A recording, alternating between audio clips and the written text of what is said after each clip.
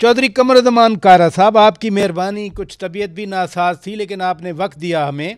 یہ جو مروت صاحب بات کر رہے ہیں کہ chief executive of the province, اس کی تو اپنی ذمہ داری ہے کہ الیکشن میں اگر کہیں دھاندلی یا کوئی اس طرح کی بات ہوتی ہے تو اس کو روکے.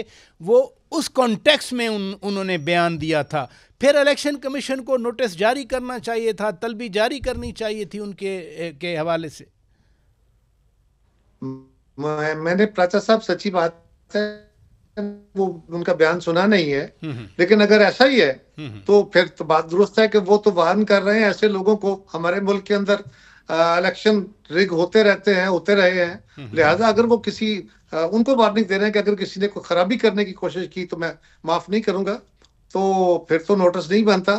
لیکن اگر نوٹس الیکشن کمیشن نے دے دیا ہے تو ان کو سمپل اس کا جواب دے دینا چاہیے کہ میں نے تو یہ بات کہی، معاملہ سیٹل ہو جائے گا. اچھا، آپ کے خیال میں وہ پشاور ہائی کورٹ کی بجائے وہ الیکشن کمیشن آ جاتے، کہتے ہیں نا کہ ہم آئین اور قانون کے پابند ہیں، قانون کے مطابق الیکشن کمیشن نے نوٹس دیا، تو یہ بہتر نہ ہوتا ایک عوامی نمائندے آ کے سامنے پیش ہو جاتے؟ زیادہ بڑا کام ہوتا، زیادہ بڑا کام ہوتا. میرا خیال ہے اچھا کیا جی، میرا خیال ہے وہ اچھا کیا انہوں نے کہ پشاور ہائی کورٹ چلے گئے. نہیں تو وہ دیکھیں نا، جو بیان دیے ہیں اس بیان پہ کوئی نوٹس نہیں بنتا ہے، اور یہی آ کے تو یہی پہ وہ گیا ہوگا کہ بدنیت کی بنیاد پہ مجھے نوٹس جاری کیا.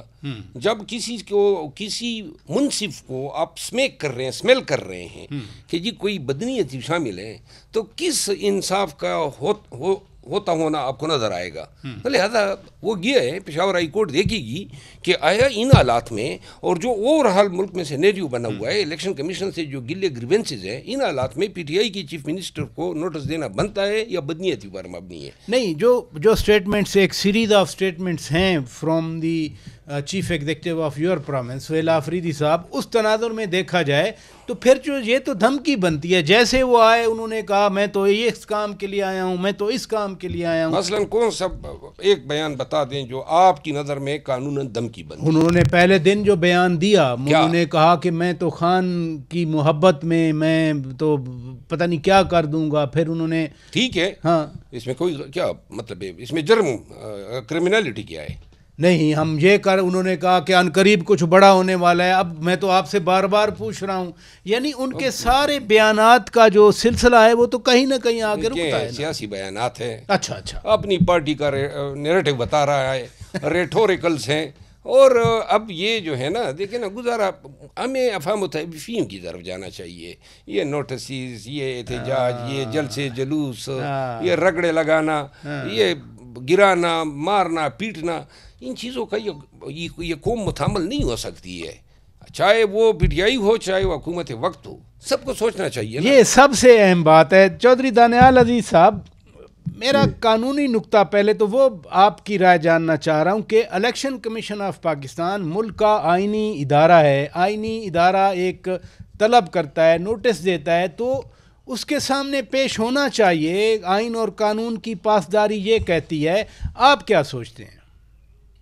میرے خیال میں جو الیکشن کمیشن کے ماضی میں جو کچھ سپریم کورٹ کے ساتھ اور اسلام آباد ہائی کورٹ کے ساتھ کچھ تنازعات ابھرے ہیں مختلف کیسز کے حوالے سے، اس کی وجہ سے شاید بہت سارا جو ایمان ہے یا ٹرسٹ ہے پی ٹی آئی کا، وہ ہٹ گیا ہے الیکشن کمیشن سے. اس کی وجہ یہ ہے کہ بہت سارے کیسز میں جب سپریم کورٹ کے بڑے کلیئر آرڈرز تھے، ان کے اوپر امپلیمنٹیشن آدھا پچادا ہوا اور پھر اس کو مختلف طریقوں سے جو ہے نا مسخ کر دیا گیا، جبکہ سپریم کورٹ کافی کلیئر تھی.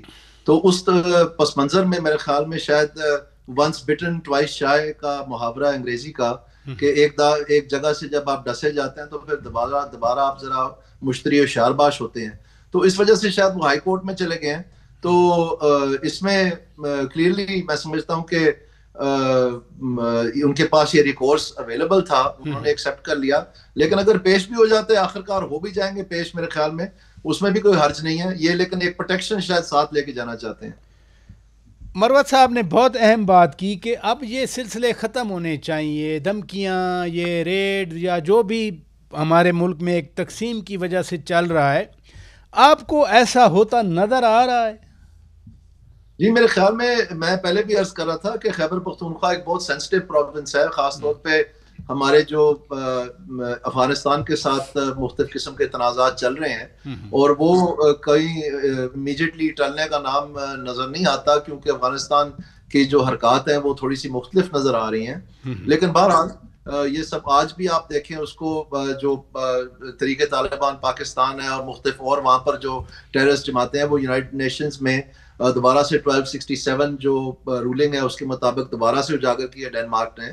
تو یہ معاملہ جو ہے یہ بھی مد نظر رکھنا چاہیے. تو میں سمجھتا ہوں کہ اس میں بہتر یہ ہے کہ پاکستان سارا کا سارا ایک صفحے پہ آ جائے اور اس معاملے کو جو ہے پہلے اپنا انٹرنیشنل ساکھ کو دیکھے اور بعد میں جو اپنے گھریلو معاملات ہیں ان کو اپنا نپٹائے. تو بہتر یہی ہے کہ افہام و تفہیم سے اگر کام چلے تو یہ میرے خیال میں ان حالات میں، جبکہ ٹرمپ صاحب نے ہمیں یہ بھی بتا دیا کہ شاید کوئی انڈیا کو دوسرا حملہ کرنا، جی تو ان حالات میں ہماری مقامی اور اندرونی جو یکجہتی ہے وہی ہماری طاقت کا باعث بن سکتی ہے. ہماری اندرونی لڑائی تو نہیں ہماری طاقت کا باعث بن سکتی. آپ نے بہت اچھی بات کی، اس میں تو کوئی دوسری رائے نہیں ہے، لیکن یہ ہو نہیں رہا. یعنی ابھی جو کل پرسوں جو ٹویٹس آئے پی ٹی آئی کے اپنے ہینڈل سے، وہ تو بڑے اور طرح کے ٹویٹ تھے. پھر کیسے یہ فاصلے کم ہوں گے؟ آپ نے دیکھے ہوں گے نا جن ٹویٹس کی میں بات کروں. میں عرض کروں نا، پی ٹی آئی کو تو مورد الزام اکیلا نہیں ٹھہرایا جا سکتا. خان کی بہنوں کے ساتھ جو ہوا، یعنی خواتین ہیں، معمر ہیں، اور آپ ان کو گھسیٹتے ہیں. دیکھیے ہر ایک چیز یہ تو اب اس سے پہلے بھی تو یہ تقسیم تو بہت عرصے سے ہے. کس طرح سے ہم یہ 2022 سے آنورڈ آگے آئے ہیں نا. میں آپ کو عرض کروں نا، دیکھیں مصیبت یہ ہے، یہ مسئلہ یہ ہے کہ وہ کہتے ہیں نا اتنا پانی ان پلوں کے نیچے گزر گیا ہے، اتنا سب کچھ ہو گیا ہے کہ اب افہام و تفہیم جو ہیں ایک تو منزل دور نظر آ رہی ہے. دوسری بات یہ ہے کہ نہ ادھر نہ ادھر کوئی خواہش مند ہی نہیں ہے افہام و تفہیم کا. یعنی سب نے آگ جلانے میں اپنا حصہ ڈالا ہوا. دیکھیں نا ادھر بھی جو ہیں سب سمجھتے ہیں کہ جتنا جو ہے وہ تیل ڈال سکو اتنا ہی لیڈر خوش ہوگا. دوسری طرف بھی یہی سوچ ہے کہ جتنا جو ہے گرا سکو تو شاید یہ مسند اقتدار پہ بیٹھے ہوئے لوگ خوش. لیکن جو آج بیرسٹر گوہر خان صاحب نے بات کی، انہوں نے کہا کوئی ایسا فیصلہ نہیں ہوا آئینی عدالت کے بائیکاٹ کا اور میں پیش ہوا. 27ویں ترمیم کی مخالفت یا حمایت یا بائیکاٹ یا ایبسٹینشن اپنی جگہ پہ، لیکن ایک آپ سمجھتے ہیں کہ اس 27ویں ترمیم کے نتیجے میں آنے والی آئینی عدالت کو تسلیم کر لیا گیا ہے، تعاون آئے گا پھر، یا اس سے ورکنگ ریلیشن شپ ہوگا یا اس کے ساتھ کام کیا جائے گا؟ گزارش یہ ہے کہ قانون میں ایک کنفیوژن سی پیدا ہوئی ہے کہ جس ادارے کو چیلنج کیا ہے آپ نے جا کے اپنی دادرسی بھی اسی سے مانگنی ہے کہ جی میں آیا ہوں یہ عرضی لے کے کہ آپ غیر قانونی ہیں، اور آپ ان سے پھر یہ توقع کرتے ہیں کہ آپ اپنے آپ کو غیر قانونی ڈکلیئر کریں. دوسری بات یہ وکلاء کی رزق پہ جو ہیں یہ ریت ڈال رہے ہیں. بے شک غور ہیں، اس نے کیسز میں پیش ہونا ہے. پی ٹی آئی میں کانسٹیٹیوشنل کورٹ پہ اگر کوئی بائیکاٹ کرے گا تو فرق تو وکیل کو پڑے گا. باقی جو لوگ پی ٹی آئی میں ہیں انہیں کانسٹیٹیوشنل کورٹ جانے کی تو ضرورت نہیں ہے. وکیل جائے گا، اس کا روزگار ہے. اب آپ کو یہ رزق بھی ان کا اچھا نہیں لگ رہا ہے کہ وہ رزق کمائیں تو آپ کہیں. دیکھیے میں آپ کو ایک صاف بات کر دوں، کانسٹیٹیوشنل کورٹ نے اسی کورٹ کے تحفظ کا حلف اٹھا لیا ہے ان جج صاحبان نے. تو لہذا ان سے یہ توقع کرنا کہ یہ اپنے حلف کو کھائیں گے انصاف کی سربلندی کے لیے، تو میرا خیال ہے یہ خود شاید اپنے آپ کو امپیچ ہی نہ کرا دیں اس طرح کے عمل سے. وہ اب کسے پاری نہ ہیں کانسٹیٹیوشنل کورٹ سے یہ توقع رکھنا کہ وہ کانسٹیٹیوشنل سائٹ پہ وائرز ایگزامن کریں 26 اور 27ویں آئینی ترمیم کی. یہ بالکل ناممکن سی بات ہے اور یہ چیپٹر کلوز ہو چکا ہے. اور اب آگے جو ہے 28ویں آئینی ترمیم، دیکھیے آپ کے پاس صرف ایک راستہ ہے ان تمام چیزوں کو چیلنج کرنے کا، وہ ہے عوامی راستہ. کشمیر جیسی احتجاج لے کر آ جاؤ، سب آپ سے بات کریں گے. لیکن اگر آپ نے آئے گا کشمیر جیسا احتجاج آ سکتا ہے، میں ان میں تو ابھی تو کوئی صلاحیت نہیں دیکھ رہا ہوں. چل